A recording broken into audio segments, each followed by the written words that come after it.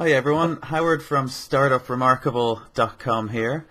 How to be your own boss and achieve financial freedom? Well, it's one of those questions all of us want to know the answer to, and today I have a very special guest, Carrie Wilkerson, author of The Barefoot Executive, and we're going to talk about just that very thing. Hiya Carrie, how are you? Hey Howard, how are you doing? Very well, very well. We were just chatting before the interview about how much I love the book. I picked it up and read it yesterday, and it's testament how much I learned from it. If you can see all these little yellow sticky notes at the very top, juicy things for me to come back and go through later. And great quotes. So many good quotes in it. Where do you get the quotes for these books?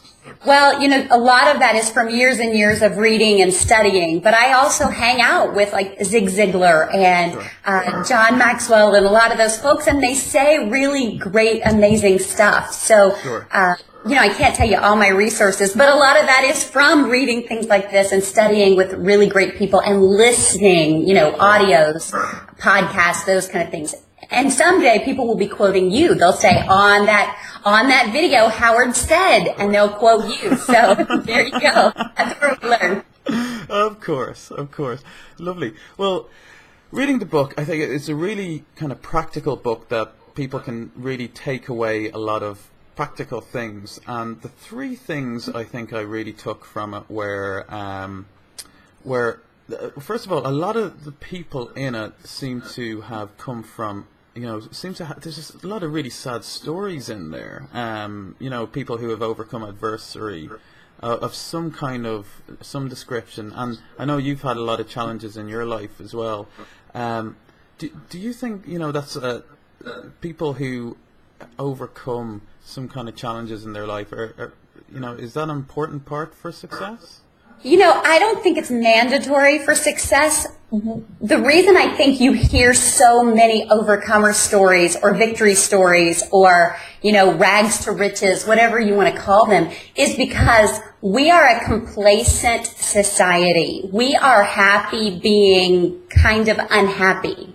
We're okay with the status quo. And only until we hit rock bottom, only until we're flat on our back, sleeping in our car, addicted to fill in the blank here, 100 pounds overweight, only when you have no other way to go do you start picking yourself up. For instance, Howard, I don't know if you've ever noticed, I don't know if in the UK this is as prevalent as in the States. We have a massive obesity problem, right? A massive weight problem. And you hear all these stories of people that have lost 20 to 30 pounds, and then there's like a big gap, but you hear a ton of stories, no pun intended, of people that have lost over 100 pounds. Now, why the gap? What, is it because nobody between 40, 50, and 60 pounds needs to lose weight? No, I think it's because once they hit like 30 pounds overweight, they get kind of comfortable or complacent being overweight, and only when they hit the 100 pounds, they start to have health problems. They start to be restricted in their activities, and they say, holy smokes, how did I get to be 100 pounds overweight? I think the same is with our finances or our marriages. People don't go to see a marriage counselor when their marriage is good, right? Or even when their marriage is so-so. They only go when it's bad, really bad, almost unsalvageable. So I think the same with the overall human condition. Unless you have dire circumstances, then you're almost too comfortable and you say, nah, I can do that later. Oh, I'll make that change another day. Or, that's a little uncomfortable for me. You have to be like in really a pathetic condition sometimes before something switches and you say something has got to change. I would hope that's not the case for everybody, but when you read the case studies in the book, it does seem to be a recurring theme. Sure. And you mentioned a few things that you've overcome, and you've had challenges with running businesses with kids and stuff as well. Do you find that it really helped you, that you were able to kind of overcome some things? And well, I dealt with a lot of overweight. I have lost over 100 pounds. I was about $107,000 in credit card debts when I started my business. Yeah. I have 4 children. One of them has extreme special needs, his birth mom's choices. I had 11 years of infertility. I've had depression. I mean, you name it, I've been there and done that. Has it helped me be who I am? I think that every challenge we go through creates who we are. I think that's absolutely the case. I think that the series of change you go through to overcome anything, whether it's weight or debt or child rearing or family issues, is the same process that it takes to grow in other areas. So by making positive, disciplined, focused choices in an area of weight, they will tell you that that tends to bleed into other areas too. So I think it absolutely has helped me. What it's helped me see more than anything is that I have the power to change any circumstance in my life. Period. End of story. Things are not going to happen to me. I'm going to make things happen. Not that bad things don't happen, but I don't have to let them dictate who I am. And how do you change that mindset from, when you're at the rock bottom, when you've got the 100 grand of debt and you're overweight, and that's you've got a certain mindset, and I think possibly one of the hardest things is to shift towards the positive mindset. How do you make that initial kind of turning point? Well, you have to decide that enough's enough. And I believe that the number one reason people fail, whether it's business or marriage or weight or whatever, I think the number one reason they fail is not because of financial trouble. It's because of what's between their ears. It's because of their programming.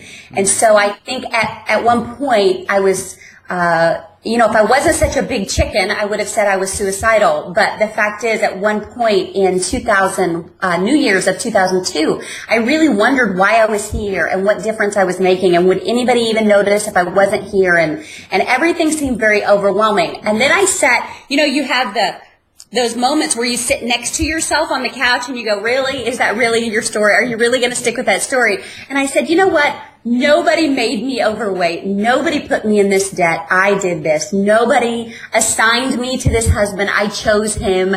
My son doesn't have the power to change his issues. I'm the only one that can make different choices. And today's the day. I'm going to start with one choice at a time. And Howard, I like to compare long-term change like that to a relationship. Is that every day, I've been married 19 years, just so you know. Every day, I don't wake up madly in love with this man, just so you know. It's not realistic. There are some days you wake up and you wonder, what were you thinking? I don't even like him very much today. But every day, it's a choice to stay in the relationship, to make the relationship work, and to find the great in the relationship. Same has to be said when you're working on your fitness or art or pursuing a talent or building your business. You are the only one with the power to change your mind. You can go to motivational seminars and you can go read inspirational stuff, but until you actually make the choice and the decision, lace up your own tennis shoes or your trainers, then nothing is going to change. Wow, great stuff. And when you were going back to when you had the 100,000 in debt, in the book you say one of the big ways that I think it certainly came across that you're able to kind of change that, where you started masterminding with some great people like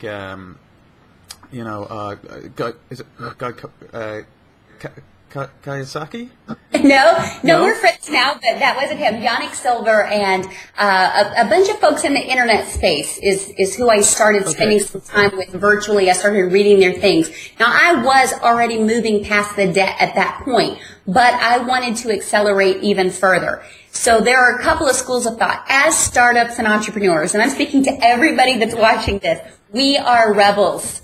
We don't want to do things the way everybody else does them. We don't want to set our alarm clock. We don't want to have to dress if we don't want to. We don't want to wear shoes if we don't have to wear shoes. That's the whole reason behind my brand. But what happens is then we sometimes end up being stubborn and trying to do things our own way and reinventing things that somebody else has already paved the way for us.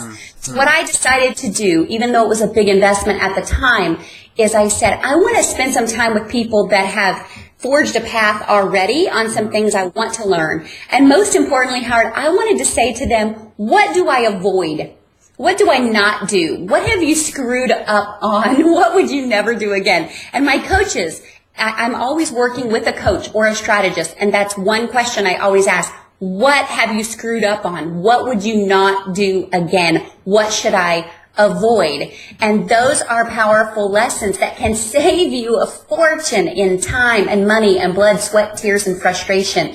Because you don't want to get down the road and say, I wish I'd known that. I wish somebody had told me. So get somebody to tell you up front. Now, I'm a mentor to a lot of people through my book, through my podcast, my videos, and I'm super happy to help. But if and when you can, work with somebody personally that you respect, that you admire the path that they're on or that they've been on, that you're like-minded with. And it can save you a lot of heartache. Even if you just pay for like one phone call or one session, or, I tend to do a year at a time with the people I work with, because I like to watch them in their business too. I like to watch their business cycle.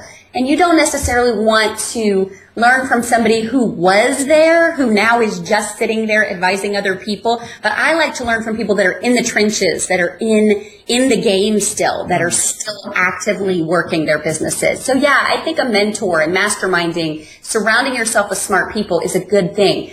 When you're buying a house, you never want to be the most expensive, most upgraded house on the block.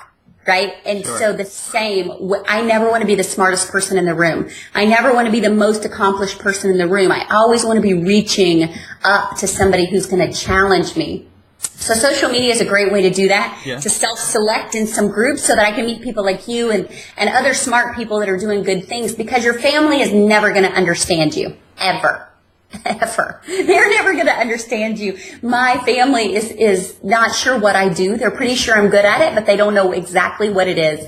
Your neighbors will never really get you. So you have to purposely choose the people that you entrust your dreams and your goals and your ambition with. So, Carrie, okay, so you pick out a few people that you think could be a great mentor. These guys are really, really busy. How do you get them to want to spend the time with you? Well, that's a good question, because in some cases they have mentoring groups. So when I started mentoring with people, I just paid to play, is what I call it. I just paid to be part of a group. I just paid for their time. And if I ran across people, I'm working with somebody right now who didn't have a formal program.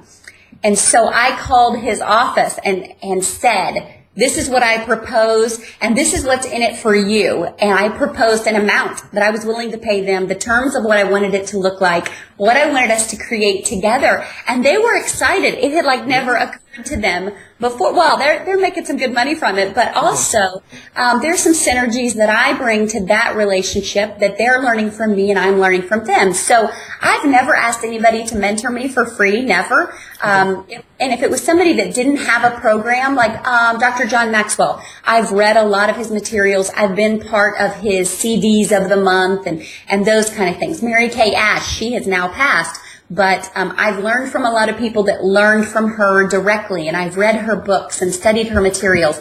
So, Howard, it doesn't always have to be a person in person. Sometimes it can be their materials, but what's important, I think, is that you find somebody you resonate with.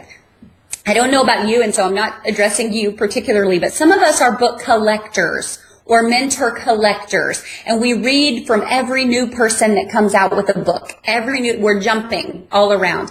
I say find somebody that resonates with you and then read everything that person has. Study everything the one person has. Really get into their head. Really get into their skin. Really have their voice in your head when you're making decisions. So if you don't have the capital or the time to mentor with somebody personally, then I suggest the virtual mentoring, where you either get part of a membership program that they have or read their stuff and absorb all their materials. That works too. Great. Okay, and so you've got mentors, and then slightly different is masterminds, when you'd have a group of, I don't know, maybe 5 to 10 people. Would that normally be it? Yeah, it just depends. I've been part of groups that had 8, and I've been part of groups that have 20. But yeah, that's when you typically bring in other business owners. So if, say somebody, an entrepreneur around the world, they're not part of a mastermind already, how do you recommend they get into a mastermind? And just briefly, a mastermind is kind of a group of kind of like-minded, successful people who you would meet maybe once, either a week or fortnight, to kind of trade ideas with. Either in person or on the phone. If there's not a place where you are, then why not, call a couple of business movers and shakers in your area and propose once a month breakfast? Or why not on social media you collaborate with some of these folks and agree to check in, or form a private Facebook group where you agree to check in with each other. You can absolutely do that too. There are a lot of people, James Schramko comes to mind, myself, there are a lot of people that we have virtual mastermind groups where we conduct it like this in Skype or in Google Hangouts. So being international doesn't have to be an excuse anymore. You can absolutely do this virtually, do this across the time zones and zip codes. There are a lot of people. So just make sure you're challenging yourself, not just with people that make you comfortable, but with people that challenge you to be uncomfortable. That's the key. So you actually facilitate mastermind groups that people can pay to join and speak to other very successful people. Yeah. And if someone was interested in that, how would they approach you to apply to join that? Yeah, I typically open those up about once a quarter, and as long as they're on my email list or in my social media circle, they should get notification of when those open up. So that the next group opens up this fall. So after they download their free chapter of the book, then they'll be on my email list and they can get notifications of that. And also, if they email my office, I can recommend a couple of other people too. Okay, and so that's the virtual one, and more local. Say me in London now. If I shortlisted maybe about 10 people that I thought would make a great mastermind. How do you kind of approach people? Like, what kind of wording and what? Well, you know what? Somebody has to be in charge, Howard. Somebody just absolutely, because working with leaders is like herding cats. I mean, it just doesn't work unless there's a leader. So you would need to set up a venue or a time, or I would have the rules set up before you even go into it. It also typically works better if people are vested, meaning they need to pay to be part of the group somehow, whether it's, like $100 a month to participate, or in that way you cover the cost of your room, etc. Or if you create it as part of your business model, maybe it's $500 for the quarter, and then you cover your expenses. People tend to value that which they put their money behind. And sometimes the free groups, they kind of dwindle down into nothing because people aren't vested. Oh, I'm busy this week, or oh, I haven't had time, or whatever. So if you want to put people together, you can say, this is what I'm doing. These are the criteria. I'm looking for business owners in a range of this and this who are interested in moving towards this and this. We're going to meet monthly for the next 6 months on these days. And here's the investment. Click here, to express your interest, see if this is a good fit. Fantastic. It just can be that simple. Yeah, but you need to set up the framework. Don't do this. Don't say, hey, I think we should get a mastermind together. Who's interested? Because then everybody says they're interested, but then nobody follows through. That's just not a good plan. Sure. And Carrie, something, I suppose, just slightly on from the mastermind then, is something you alluded to earlier, is surrounding yourself with kind of the right kind of people, positive people, and you talk about it in the book as well, of kind of trying to purge yourself of people who might be more glass half empty types, I suppose. Yeah. What does somebody do when they're, they've grown in their lives, and maybe they're setting up their new business, they've got some naysayers. What do you do if the naysayers are, say, people close to them, like, say, a spouse or family members? How do you recognize? It's a hard thing. It really is a hard thing. And I'm not telling you to quit going to family reunions. I'm not saying divorce your spouse. It's not that at all. My spouse doesn't always totally get me, but he's very supportive of me. However, he became the most supportive when I was consistently profitable. Part of the reason we don't have supportive partners and spouses is because we're researching and studying and planning and plotting and still complaining about this other job and then not having any money to show for this. And, they're just saying, show me the money. I just want to see that you're happy, and I want to see that you're profitable in this. Otherwise, I don't want to have to hear about it and stop doing it. right? So sometimes they're negative for a reason. A lot of times with our parents and other relatives that we value their opinion, it's just such a radical change from how they grew up and how they were trained. I have to tell you that my husband had a really great vice president corporate job. He was on the fast track, 35 years old, and he quit to work at home with me. Now, we're in the South. We're very conservative for the man to work for the woman. First of all, what are you thinking? And to give up a job with benefits, a consistent job with benefits was crazy. Our families both just freaked out a little bit. However, you've never seen such two supportive families now. So what happens is you have to put some protection up, okay? You have to say, like my mom and I are very close. When I first started building a business, she was excited. I was going to be at home with the kids. She was very supportive of that. Now, when the business started getting bigger, here's what she said, and I will quote. She said, now how big does it need to be? Make sure you don't get greedy. You need to decide when too much is too much. And one day I said to her, I don't even care about a lot of money or all that, but I really would love a staff at the house. I really would love somebody to handle the yard and somebody to handle the household management. She said, Carrie, that's not for people like us. So just little messages like that I just would say, okay, so what happens is there are dreams I don't share with her yet. There are goals I don't share with her yet. When I was working up to my first 7 figures, that's not something I ever would have shared with her, because 7 figures, holy smokes, she never would have been able to comprehend. And then what are you going to do with all that? I mean, there's a lot of overhead and there's a lot that factors into that, but that just would have blown her mind, and she would have sabotaged me with little negative things along the way. Okay. Now she knows what I make, and she works with me, and she's very supportive, but there was a time when I really had to shield kind of what I would share and who I would share with. So my peers, my mastermind peers, were people I could share those big things with and be safe with that. But with my family, to say, oh, I'm working on a launch right now and I think it's going to be a 6-figure launch. Well, that's 3 times more than my dad ever made in his officer career or his pastoral career. He couldn't have fathomed making 6 figures in a week. It just would have blown his brains, So you do have to be a little careful with those naysayers. Just guard what you share. You don't have to share everything. And when they say something negative, you have to train your brain to say, well, in the South, what we say is this: bless their hearts. They just don't understand. Bless their hearts. Or you have to just know that they're coming from a place that they're not educated the same way as you. I don't mean they're uneducated. I mean they're not educated in the same possibilities as you.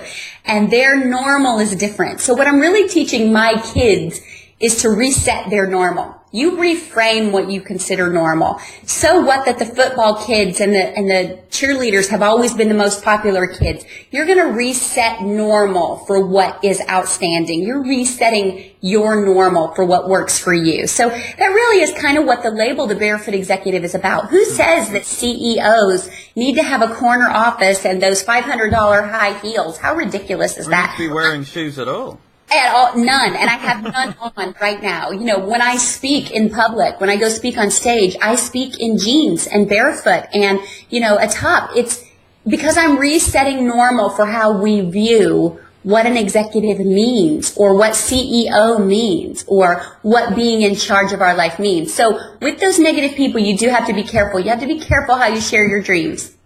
It doesn't mean you have to stop. Don't let them dictate your life choices like that. You don't have to stop. You just have to kind of guard your heart a little bit. Okay, brilliant. And the third major thing I took from the book, and I put it straight into action this morning. Woo! When I woke up, was when you talk about you're, I suppose, a queen of multiple streams of income, and you talk about the different types of business models, but the most important takeaway I got, and it's something I was always guilty of, is trying to do too many things at once. I kind of have things kind of like both, all kind of...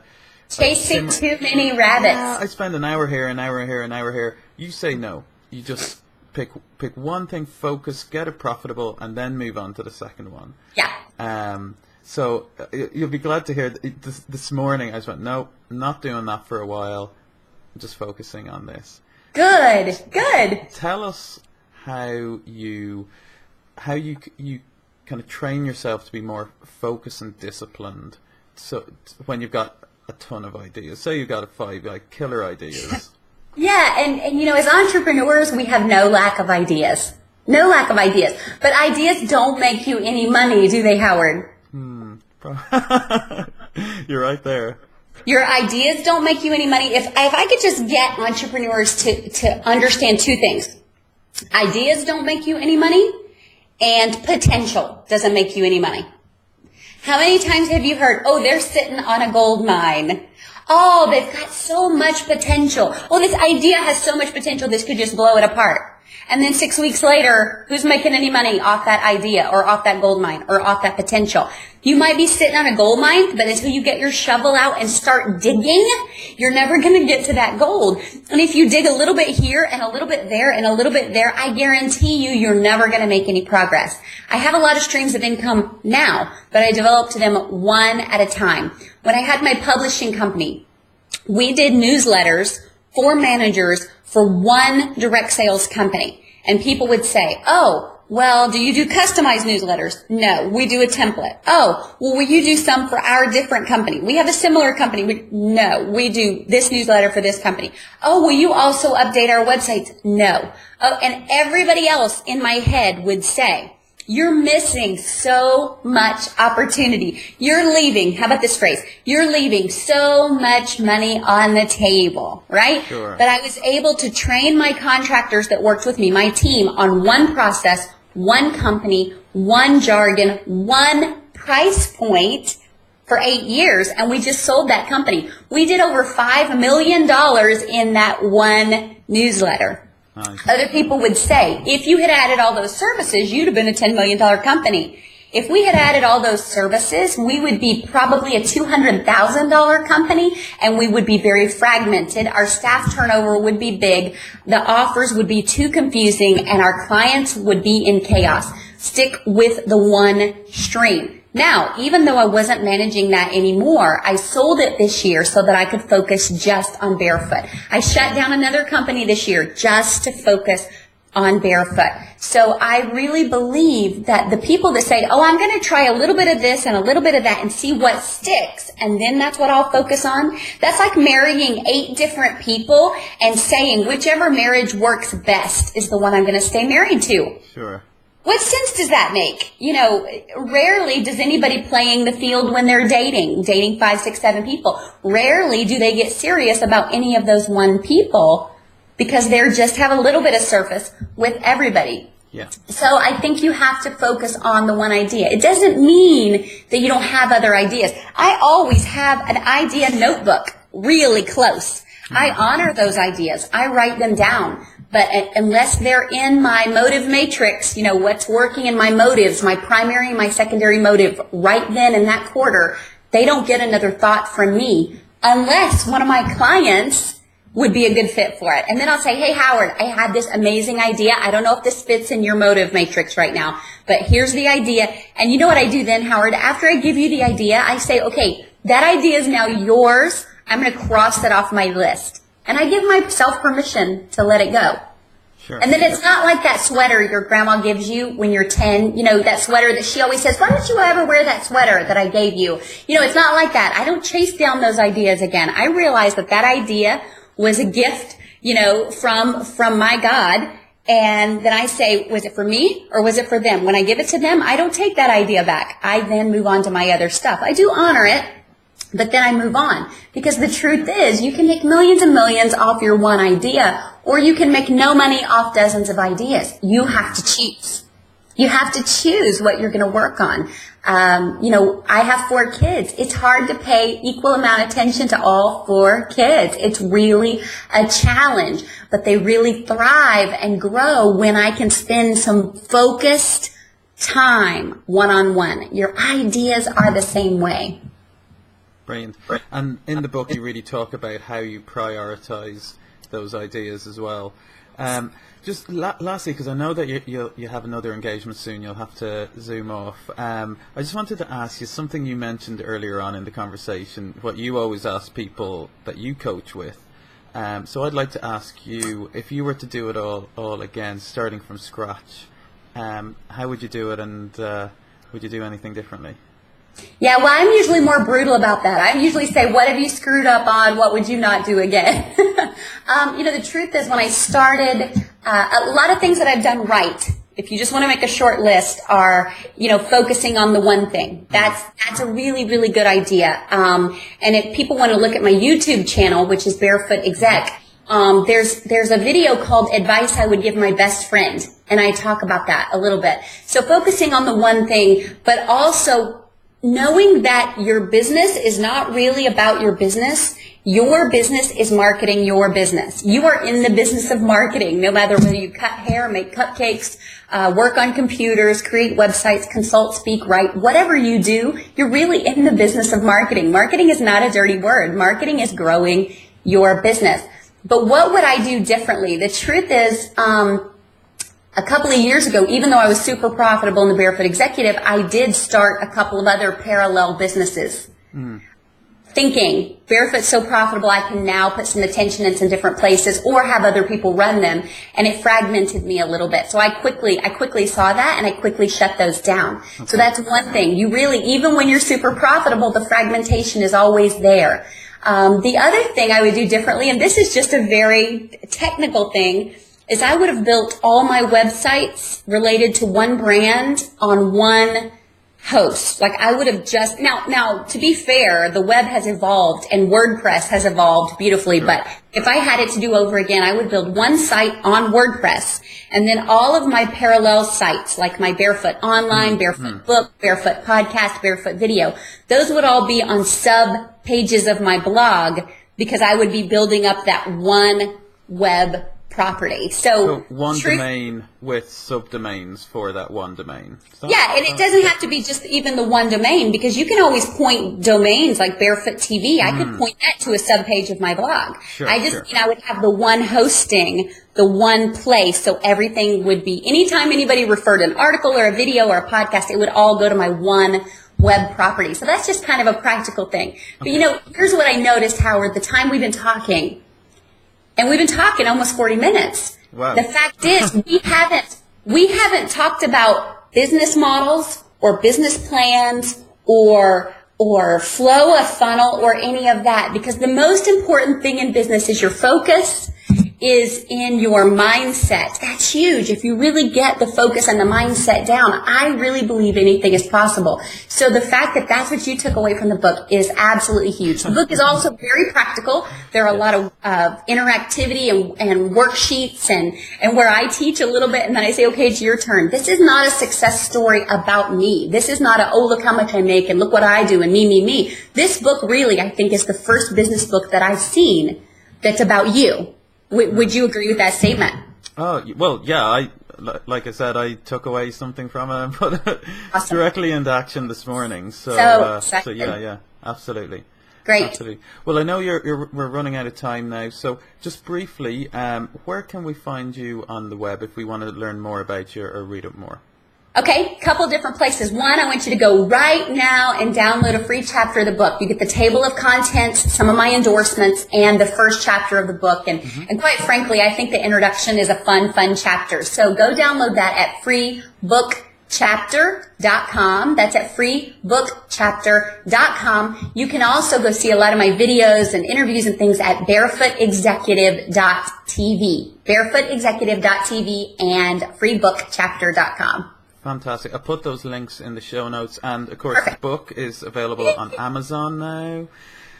Yeah, it's a great read. Kindle, it's Kindle, Amazon, audio. It's in any format that people want. It's also some coaching videos. Did you watch any of the coaching videos that go with it? I didn't get a chance yet, Okay. but I will do. I will do. Yeah, almost every chapter has a coaching video that goes along with it too. Yeah. So it really is a good interactive tool, I think. Not just a good read, but it's a good tool that I hope will help you in your business. Yes, and also you're on Twitter with over 100,000 followers, I think. 108,000 on Twitter. Just very briefly, how the hell do you have how does somebody get over 100,000 followers on Twitter?